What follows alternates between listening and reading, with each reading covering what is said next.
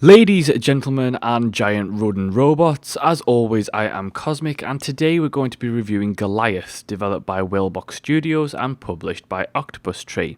Goliath is a mashup of genres containing a mix of action-adventure with sandbox survival and RPG elements. The game puts you in the role of a young man who crash lands after being mysteriously transported from the middle of a war on his planet to a sort of world that is essentially a Bermuda Triangle of multi-dimensions. So you have everything from pirate ships to futuristic spaceships all on one world. His sole mission is to get home, and he does this by traversing the various different temperate zones of the world by using giant robots, which he mysteriously suddenly knows how to build from the start of the game. So speaking of the giant robots, let's start with that. Let's start with probably the most fun part of the game, which is of course building and then using giant robots. Now there's a multitude of robots to build, and you learn more as you go through the game, including from various types of wooden robots to stone robots to metal robots. Each have their own unique abilities and attacks and playstyles, and they have their own unique passives as well. So for example, wooden robots get healed by the rain, stone robots move slower in water, but if it's a high temperature zone like a volcano area, they will actually increase movement speed because the stone gets hotter.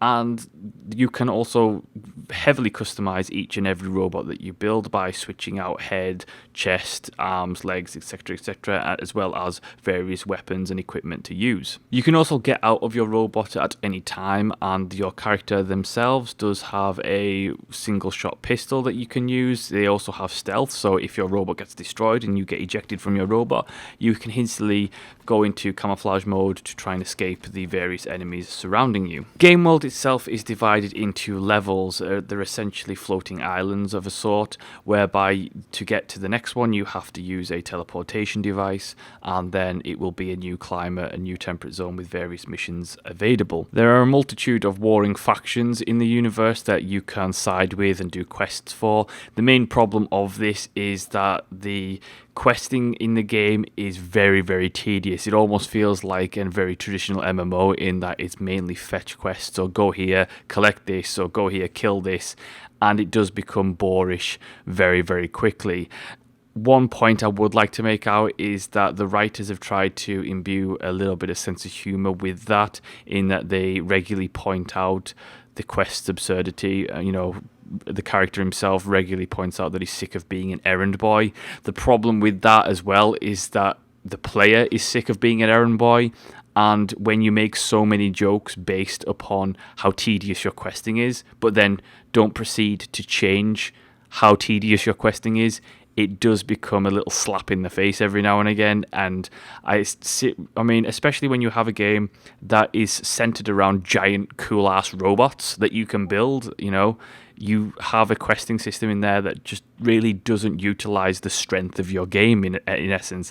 I don't want to run around finding weapons and finding items for, these forest fox people. Instead, what I want to be doing is going out and killing giant ass enemies in my big ass robot, but you have me going around collecting gems and collecting wood, and that is very, very boring, and it just completely negates the sense of coolness that the game has within its own design. And it's a shame, because you could have had something really epic here. You have a giant robot, for God's sake.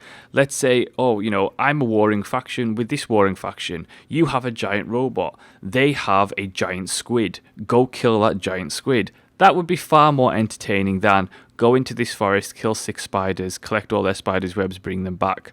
Why would you have me do that in a giant robot, for God's sake? Other than the tedious nature of the questing itself, the game does contain survival sandbox elements, so there's plenty of crafting. You can go around and pretty much everything that you see in the world is destructible, so you can collect various items and build various things for that.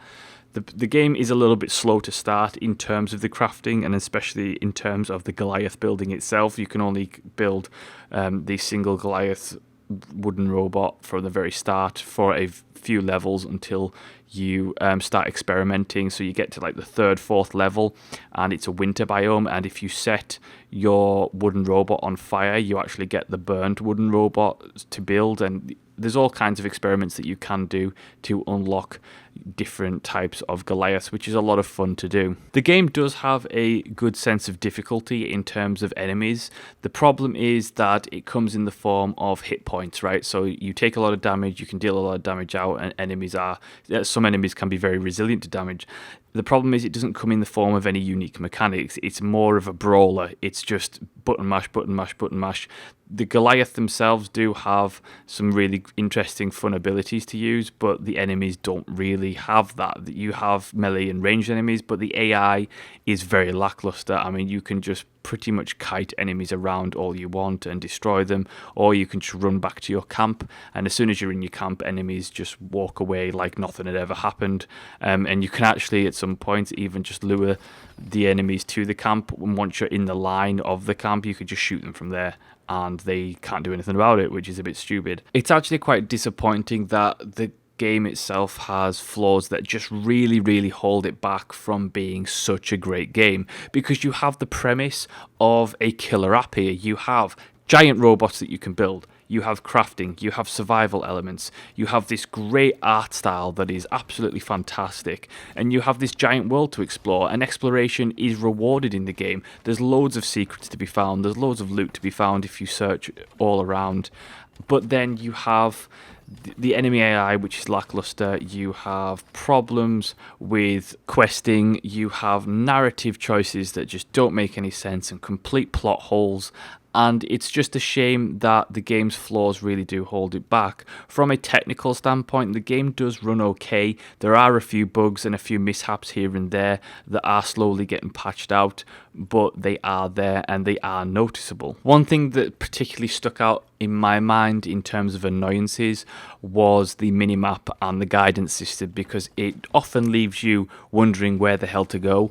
It doesn't do a good job of giving you any sense of direction in terms of your quests, and on top of that you can actually just end up completely losing your way and running around not knowing where to go, which can be a little bit frustrating from time to time. It is fun if you do it on purpose in terms of exploration, but when you're specifically trying to get to a certain point and the guidance system doesn't really do a good job of it, then it can become a little bit frustrating. While the game visually is a lot of fun, and I absolutely adore the art style and the robots, everything looks really cool, even all the monsters and everything looks fantastic, the audio side of things isn't particularly great. The soundtrack is nothing stellar, and it would have been a really good idea for the developers to really invest in a really good musical score to accompany a great art style. I think, don't get me wrong, the game is a solid game and it is a lot of fun, and if you like games like Don't Starve or things like that, then you will have a blast here. I think there's just a specific set of issues and design choices that really hold Goliath back from becoming truly great. Other than that though, it is an enjoyable experience, and I do recommend the game to people who are fans of the genre, who like, crafting, going around, exploring, and if you want to build some big ass robots, then go right ahead. I will say, however, as a word of caution, the game does have its flaws, and ultimately you need to be prepared. If you are planning on playing Goliath, you need to be prepared to overlook at least a couple of those flaws to really have an enjoyable experience and just get through it from time to time. I think the game does start off a little bit slow, but once you've really invested a couple of hours into the game and you start getting a good rhythm in terms of where you're going, what you're doing, and you grasping the basic mechanics, then it's all steam ahead and it becomes a really enjoyable experience. And that, ladies and gentlemen, is my review of Goliath. Thank you so much for watching and listening. Let me know what your thoughts are if you've played the game. Do like, subscribe, and leave a comment, and I will see you next time.